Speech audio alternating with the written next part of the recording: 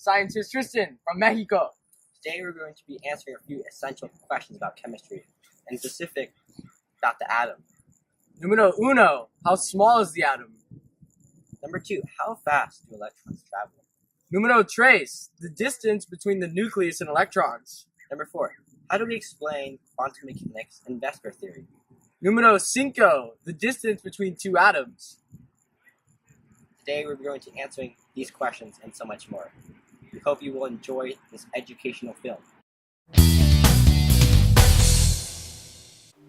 If the nucleus of a hydrogen atom were 2.5 centimeters in diameter, how far apart could the electron be? Is it A, 0.75 picometers, B, 0.75 centimeters, C, 0.75 meters, or D, 0.75 kilometers? Think about your response now. Stay tuned to hear the correct answer. Over at the Stanford Mall, the team investigates. Alright, so this is the nucleus of a hydrogen atom, and this is the electron, and so basically... Figure out how... so you just... Anywhere? Anywhere. Right here? So, yeah, to the distance you think it would be at. Say right here. So right there? Yeah. Alright, nucleus of a hydrogen atom, how far away in meters do you think this electron would be in the nucleus? Meters? In meters. 2 meters, maybe. We then went back to Woodside to investigate this question. Distance between the electron and the nucleus of this atom. I actually have no idea, but I'm going to take a guess to say it would be about a hair length. Okay, so that's a good guess. To scale, how far apart would they be? Here? Okay. It turns out that none of these responses provided by the public were remotely correct. The correct answer is D, 0.75 kilometers, or 750 meters. But how far is 750 meters? Well, let's find out. 750 meters is roughly a little more than the distance from J5 to the center of the track. Now imagine the tiny nucleus, 2.5 centimeters in diameter, that little ball on that W. That's how far away it'd be. Scientist Alex Lee and actor Miguel Gutierrez talk about chemistry during their lunch break. Hey Miguel, there's some nice beans you got. Hey Alex, that's too much water. Yeah, did you know that all the water molecules inside this 8-ounce glass of water, if each of them were represented by a bean, you could fill the Atlantic Ocean almost 7 times. No way, Alex, that's crazy. Yep. But how did we calculate this figure? Well, let's do some quick math. A cup of water has about 250 milliliters and weighs about 250 grams. The molar mass of water is 18 grams, which means a 250 gram cup of water would have about 14 moles of H2O.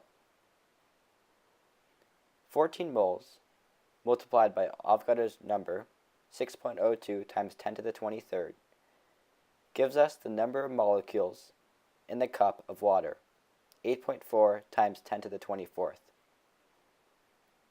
Then, we multiply the number of molecules by the volume of each bean, which in this case is 0.25 milliliters, and we get 2.1 times 10 to the 24th milliliters. We then convert that quantity into liters, which ends up being 2.1 times 10 to the 21st liters.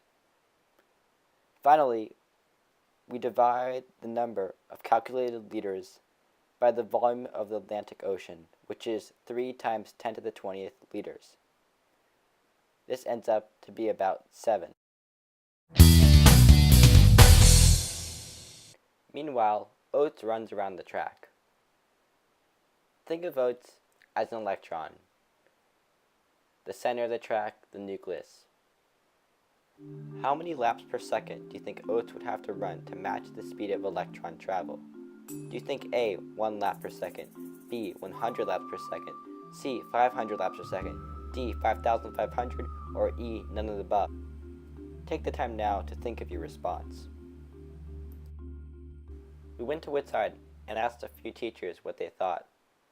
One teacher, Mr. Monzo, a world studies teacher, was very close. I watched a lot of Jimmy Neutron growing up. Say it's about 5,100. That's right. If you answered D, 5,500, you are correct. The speed of electron travel is a little less than 1% the speed of light, or 2,200 kilometers per second. Convert that to meters, and you get 2.2 times 10 to the 6 meters per second. Each lap is 400 meters. So if you divide the two, you get 5,500 laps per second. If Oates ran at this speed, he could run around the surface of the Earth in just 18 seconds.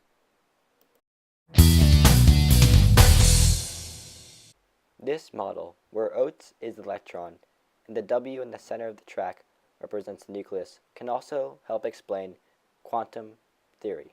We know Oates is running on the track.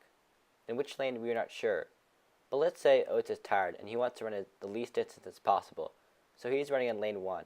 Oates may still drift while running, but it's more likely that he's in lane 1. Here we can observe Oates running. He stays near lane 1, his preferred lane, and drifts slightly. But what if we want to measure Oates' position? Well, if Oates were truly the size of an electron, he'd be way too small to see. Instead, we'd have to record his location with the sensor. Here, Oates collides with the sensor. The sensor picks up on his collision and location. In the process, however, we disrupt Oates' orbit and modify his original trajectory. For this reason, we can't actually measure the location of electrons without interfering with their orbits. So, it is impossible to measure the position and velocity of an electron at the same time. This principle is known as the Heisenberg uncertainty principle. From China To Mexico. we hope you learned a lot today. And we'll see you again on another episode of J5 Chem.